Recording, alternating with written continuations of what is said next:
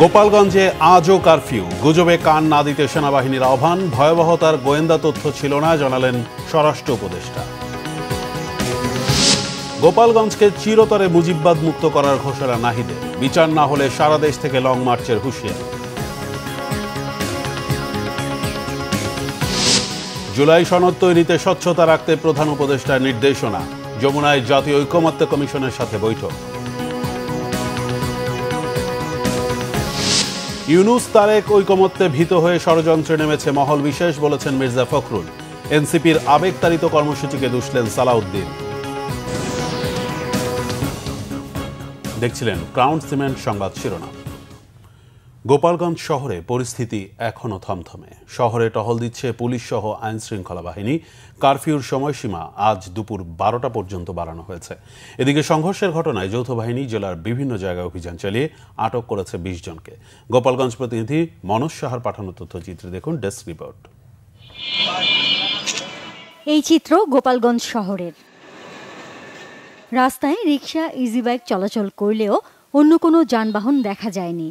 শহরে থমথমে অবস্থা বিরাজ করছে। প্রয়োজন ছাড়া তেমন কেউ ঘর থেকে বেরো হননি। দোকানপাট, ব্যবসা প্রতিষ্ঠান বন্ধ। শহরে টহল দিচ্ছে পুলিশ সহ আইনশৃঙ্খলা বাহিনী। সাজোয়া যান নিয়ে টহল দিতে দেখা গেছে সেনা সদস্যদের। ঘরে থাকতে স্থানীয়দের প্রতি আহ্বান জানান তারা। এদিকে এনসিপির পদযাত্রা ও সভাকে ঘিরে সংঘর্ষে ক্ষতিগ্রস্ত এলাকা পরিদর্শন করেছেন অতিরিক্ত কারা মহাপরিদর্শক কর্নেল তানভীর। জেলা কারাগারের কর্মকর্তা কর্মচারীদের খোঁজ খবর নেন তিনি। সেনাবাহিনীর সহযোগিতায় কারাগারে হামলার ঘটনা সামাল দেয়া গেছে বলে জানান তিনি।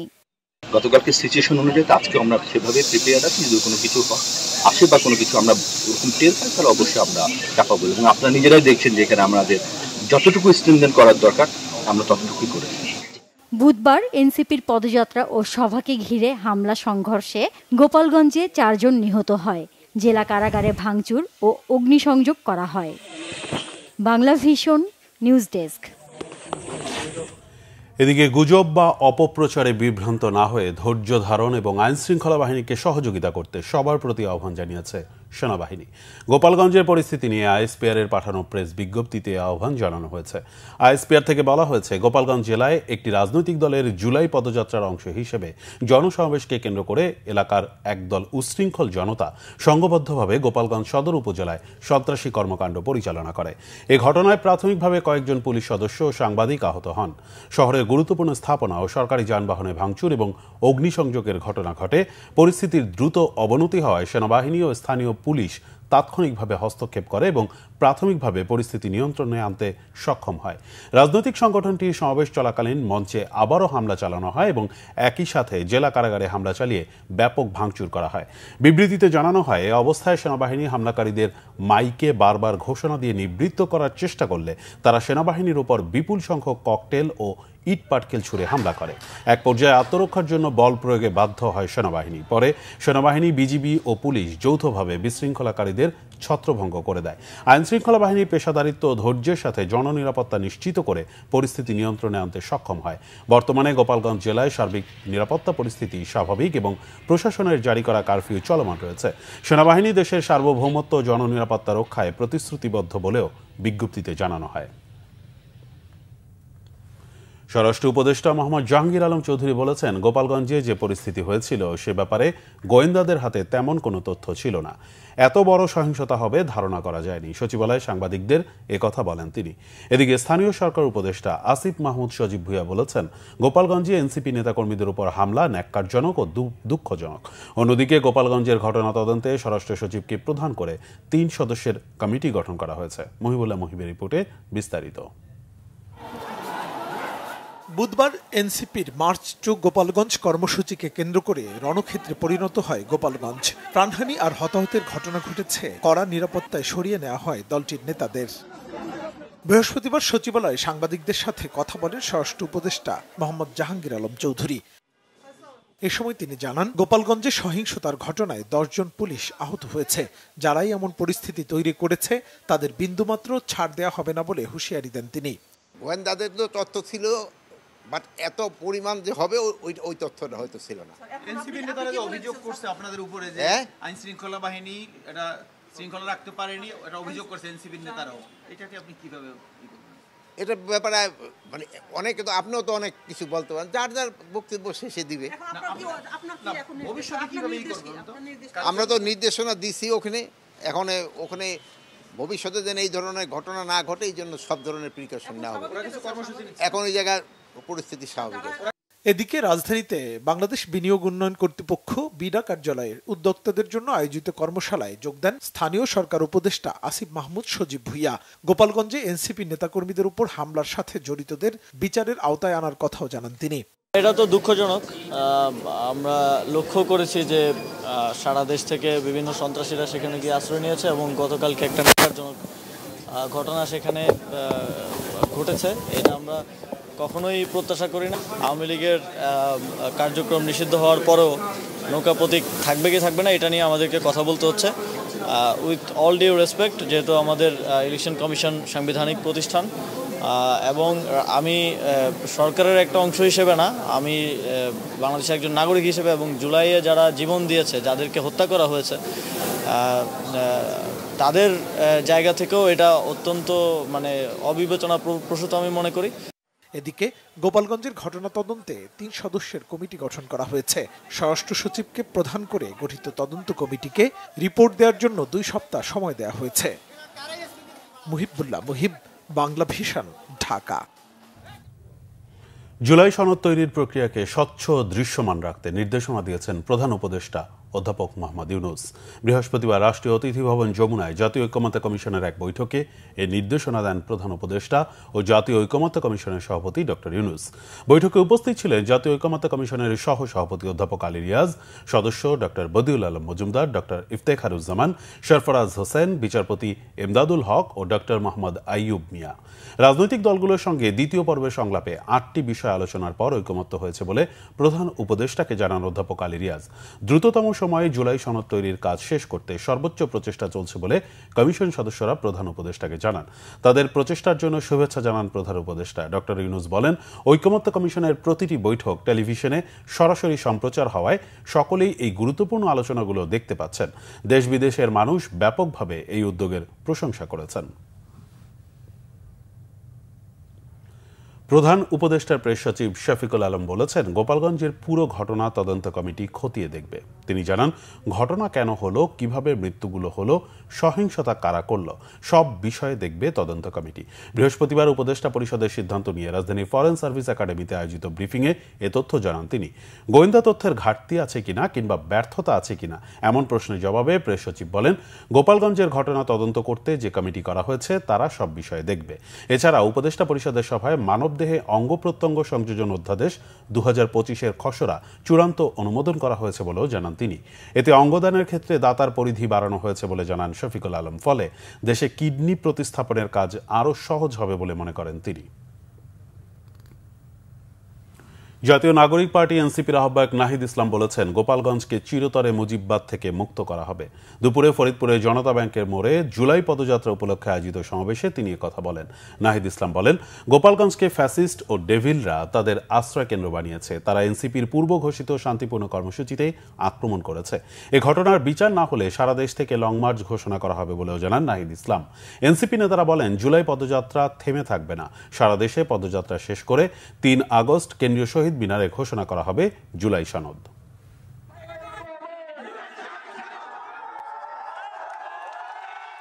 গতকাল গোপালগঞ্জে আপনারা দেখেছেন আওয়ামী লীগের সন্ত্রাসীরা তারা জঙ্গিবাদের দীক্ষা নিয়ে এনসিপি এবং অভ্যুত্থানের নেতাদের উপরে মরণঘাতী আক্রমণ করার চেষ্টা করেছে। তারা আগ্নেয়াস্ত্র দিয়ে আমাদের উপরে গুলি বর্ষণ করেছে, কিন্তু গোপালগঞ্জের মাটিতে মুজিববাদ মুর্দাবাদের স্লোগানকে তারা দমিয়ে রাখতে পারে না। গোপালগঞ্জের সাধারণ জনগণকে আমরা গোপালগঞ্জের সাধারণ মানুষের পাশে আমরা আছি। আমরা আহ্বান জানাতে চাই সরকারের কাছে, গোপালগঞ্জের কোনো একজন সাধারণ মানুষ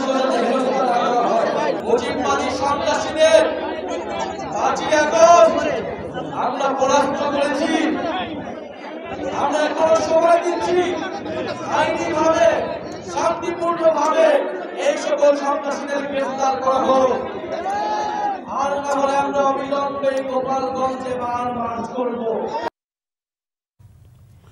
প্রধান উপদেষ্টা ডক্টর মোহাম্মদ ইউনূস ও বিএনপির ভারপ্রাপ্ত চেয়ারম্যান তারেক রহমানের বৈঠকে ফেব্রুয়ারিতে নির্বাচনের ঘোষণা দেওয়ার পর থেকেই নানা ধরনের ষড়যন্ত্র শুরু হয়েছে বলেছেন বিএনপি মহাসচিব মির্জা ফখরুল ইসলাম আলমগীর।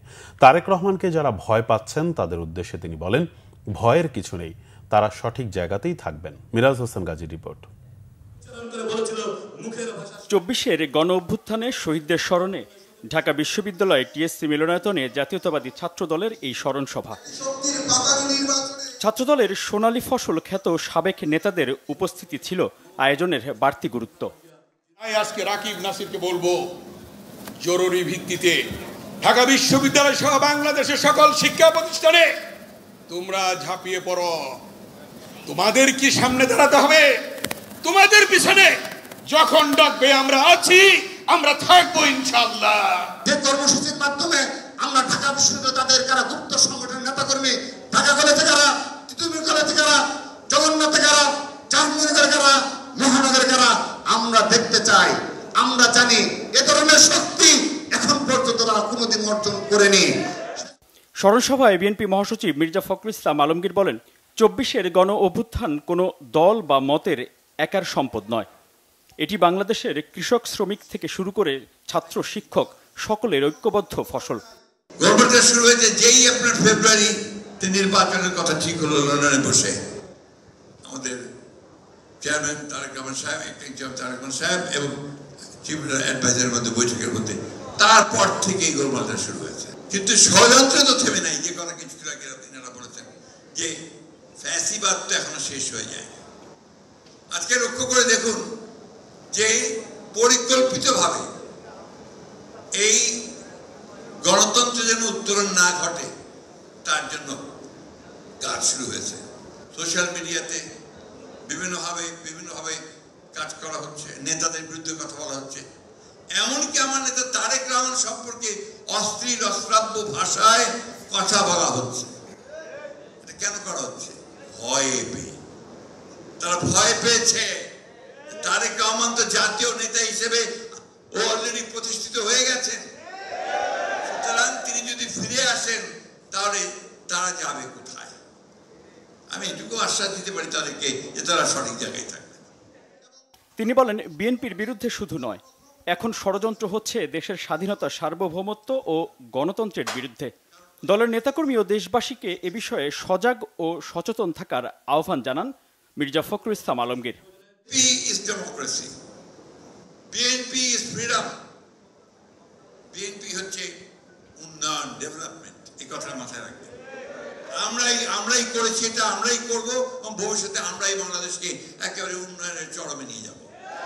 আপনারা নেবেন, ইয়াং জেনারেশন। আমরা হয়তো থাকবো না, কিন্তু আমরা দেখবো যে আপনারাই সেখানে নিয়ে গেছেন। আজকে ওই জন্যে এদের কোনো পাতা ফাঁদে আমরা পা দেব না। এরা ফাঁদ পাচ্ছে, আমাদেরকে প্রভোগ করছে যে আমরা যেন আমরা ঝাঁপিয়ে পড়ি, প্রতিবাদ করি, কনফ্রন্টেশন করি, এমন একটা অবস্থা তৈরি করি যেন গণতন্ত্রের উত্তরণটা ব্যাহত হয়। এটাতে আমরা পা দেব না। দলের নেতারা বলেন, বিএনপির ভারপ্রাপ্ত চেয়ারম্যান তারেক রহমানকে নিয়ে যে ধরনের কুরুচিপূর্ণ ও অশালীন কথাবার্তা বলা হচ্ছে তা দেশের বিবেকবান মানুষ ঘৃণাভরে প্রত্যাখ্যান করেছে। মিরাজ হোসেন গাজী, বাংলা ভিশন, ঢাকা। বিএনপির স্থায়ী কমিটির সদস্য সালাউদ্দিন আহমেদ বলেছেন, দেশে ডেমোক্রেসির বদলে মবক্রেসির রাজত্ব চলছে। সরকারের নির্লিপ্ততা ও ব্যর্থতার জন্য গণ অভ্যুত্থানের শক্তিকে চ্যালেঞ্জ করছে ফ্যাসিবাদদের দোসররা। এদিকে দলের সিনিয়র যুগ্ম মহাসচিব রুহুল কবির রিজভী প্রশ্ন রাখেন, কোনো ঘটনা ঘটলে সরকারকে দায়ী না করে বিএনপিকে কেন দায়ী করা হয়? আহমেদ সারোয়ারের রিপোর্টে বিস্তারিত।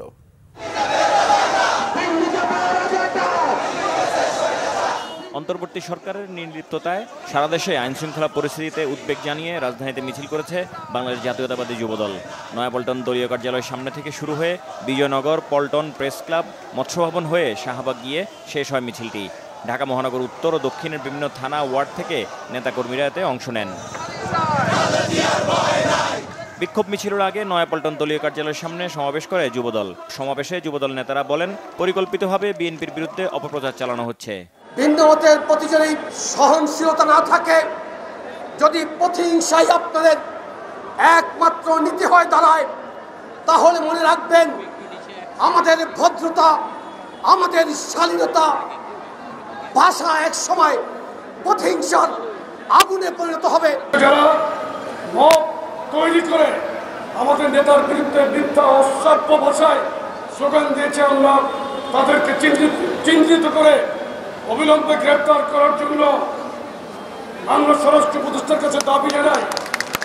সমাবেশে বিএনপি স্থায়ী কমিটির সদস্য সালাউদ্দিন আহমেদ বলেন, নতুন রাজনৈতিক দলের আবেগতাড়িত ও অপরিকল্পিত কর্মসূচিতে অভ্যুত্থানের শক্তি হামলার মুখে পড়েছে। চেয়েছিলাম ডেমোক্রেসি, হয়ে যাচ্ছে মবক্রেসি। কিন্তু কেন? যারা গণ অভ্যুত্থানের শক্তিকে চ্যালেঞ্জ করার সাহস পাচ্ছে তারা কারা এবং কেন? এই দুই কেনার জবাব হচ্ছে সরকারের নির্লিপ্ততা এবং আইন শৃঙ্খলা পরিস্থিতি নিয়ন্ত্রণে তাদের ব্যর্থতা। বিভিন্নভাবে পরিকল্পিতভাবে ইস্যু সৃষ্টি করে সেই ইস্যুর মধ্য দিয়ে বাংলাদেশের ফ্যাসিবাদ বিরোধী গণতান্ত্রিক আন্দোলনের ঐতিহ্যবাহী সংগঠন বাংলাদেশ জাতীয়তাবাদী দলকে কলঙ্কিত করার একটি অপচেষ্টা লক্ষ্য করা যাচ্ছে। আমাদের মধ্যে গণতান্ত্রিক প্রক্রিয়ায় বিভিন্ন রকমের মতভেদ থাকবে, ভিন্নমত থাকবে, বহুমত থাকবে, কিন্তু বাংলাদেশের স্বাধীনতা, সার্বভৌমত্ব, গণতন্ত্র রক্ষায় যেন আমরা সবাই একই রাস্তায় এগিয়ে যেতে পারি, এটাই আমাদের জন্য প্রতিজ্ঞা হয়। সকালে একই দাবিতে নয়াপল্টনে সমাবেশ করে জাতীয়তাবাদী কৃষক দল। এতে বিএনপির সিনিয়র যুগ্ম মহাসচিব রুহুল কবির রিজভী বলেন, একটি গণতান্ত্রিক আন্দোলনে গঠিত সরকারের সময় কেন মব কালচার তৈরি হবে?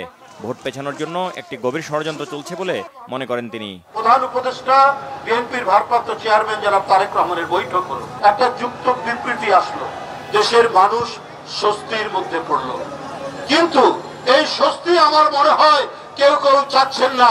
তারপরেই সারা দেশে শুরু হলো সংঘাত, রক্তাক্ত পরিস্থিতি, যেখানে সরকারকে মানুষ অভিযোগ করে সেইখানে আপনার তারেক রহমানের বিরুদ্ধে আপনারা অভিযোগ করছেন।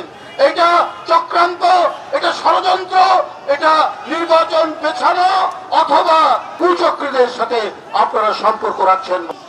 পরে একটি বিক্ষোভ মিছিল নয়াপল্টন দলীয় কার্যালয়ের সামনে থেকে শুরু হয়ে জাতীয় প্রেস ক্লাবের সামনে গিয়ে শেষ হয়। আহমেদ সরওয়ার, বাংলা ভিশন, ঢাকা। বাংলাদেশ জামাতে ইসলামীর সেক্রেটারি জেনারেল অধ্যাপক মিয়া গোলাম পরোয়ার বলেছেন, গোপালগঞ্জের ঘটনায় আইন শৃঙ্খলা বাহিনী যথাযথ দায়িত্ব পালন করতে পারেনি। 19 জুলাই জামাতের মহাসমাবেশের প্রস্তুতি নিয়ে রাজধানীতে সংবাদ সম্মেলনে এ মন্তব্য করেন তিনি। এ ঘটনায় আওয়ামী লীগ ও ছাত্রলীগকে দায়ী করে তীব্র নিন্দা জানিয়েছে জামাত ইসলামী। যুবলীগের এই সশস্ত্র সন্ত্রাস, অস্ত্র নিয়ে রাজপথে নামা এবং 15 বছর তারা এটা করেছে, তাদের এই ফ্যাসিস্ট নেত্রী পালিয়ে যাওয়ার পরও যে তাদের এই দুঃসাহস বাংলাদেশ তারা দেখাচ্ছে, এটা আমরা তীব্র নিন্দা করি। তাদের গ্রেফতার করা উচিত, আইনের আওতায় আনা উচিত। গোপালগঞ্জের সেই সব জায়গাগুলোতে তারপরও তারা যে মিছিল করেছে, বিক্ষোভ করেছে, ডিসি অফিসে, এসপি অফিসে হামলা করেছে, কারাগারে হামলা করেছে, এটা খুবই ন্যাক্কারজনক। এর আমরা তীব্র নিন্দা জানাই। বিএনপির শীর্ষ নেতৃত্বের বিরুদ্ধে কোনো ষড়যন্ত্র বাংলাদেশের মাটিতে সফল হবে না বলেছেন বিএনপি নেতা সাবেক শিক্ষা প্রতিমন্ত্রী ডক্টর আ.ন.ম এহসানুল হক মিলন। চাঁদপুরের কচুয়ায় ইউনিয়ন বিএনপির এক কর্মী সম্মেলন ও 31 দফা বাস্তবায়নের লক্ষ্যে কর্মী সভায় তিনি একথা বলেন।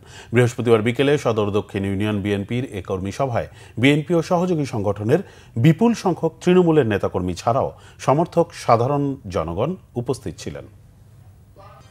ইসলামী ব্যাংকের চেয়ারম্যান ওবায়দুল্লাহ আল মাসুদ পদত্যাগ করেছেন। বৃহস্পতিবার পরিচালনা পর্ষদের কাছে পদত্যাগপত্র জমা দেন তিনি। এর আগে গত 3 জুলাই কেন্দ্রীয় ব্যাংকের ডেপুটি গভর্নর ডক্টর মোহাম্মদ কবির আহমেদ ওবায়দুল্লাহ আল মাসুদকে ডেকে তাকে পদত্যাগ করতে বলেন। গত 5 আগস্ট আওয়ামী লীগ সরকার পতনের পর 22 আগস্ট ইসলামী ব্যাংকের পরিচালনা পর্ষদ পুনর্গঠন করে দেয় কেন্দ্রীয় ব্যাংক। 5 সদস্যের পরিচালনা পর্ষদের চেয়ারম্যান করা হয় বিগত সরকারের সময় রাষ্ট্রীয় মালিকানার সোনালী ও রূপালী ব্যাংকের ব্যবস্থাপনা পরিচালকের দায়িত্ব পালন করা ওবায়দুল্লাহ আল মাসুদকে। চেয়ারম্যান হওয়ার পর সম্প্রতি তার বিরুদ্ধে বিভিন্ন অভিযোগ পায় কেন্দ্রীয় ব্যাংকের মধ্যে পরিচালনা পর্ষদ বা বাংলাদেশ ব্যাংককে না জানিয়ে 1 মাসের জন্য যুক্তরাষ্ট্রে যাওয়ার বিষয়টিও রয়েছে। সংবাদ শেষ করব, ক্রাউন 7 শিরোনামগুলো আরেকবার জানিয়ে। গোপালগঞ্জে আজও কারফিউ, গুজবে কান না দিতে সেনাবাহিনীর আহ্বান। ভয়াবহতার গোয়েন্দা তথ্য ছিল না, জানালেন স্বরাষ্ট্র উপদেষ্টা। গোপালগঞ্জকে চিরতরে মুজিববাদ মুক্ত করার ঘোষণা নাহিদের, বিচার না হলে সারা দেশ থেকে লং মার্চের হুঁশিয়ারি। জুলাই সনদ তৈরিতে স্বচ্ছতা রাখতে প্রধান উপদেষ্টার নির্দেশনা। যমুনায় জাতীয় ঐক্যমত্য কমিশনের সাথে বৈঠক। ইউনূস তারেক ঐকমত্যে ভীত হয়ে ষড়যন্ত্রে নেমেছে মহল, বিশেষ বলেছেন মির্জা ফখরুল। এনসিপির আবেগতাড়িত কর্মসূচিকে দুষলেন সালাউদ্দিন। এই ছিল এখনকার মতো। পরের সংবাদ সকাল 7:30টায় দেখার আমন্ত্রণ রইল। ধন্যবাদ।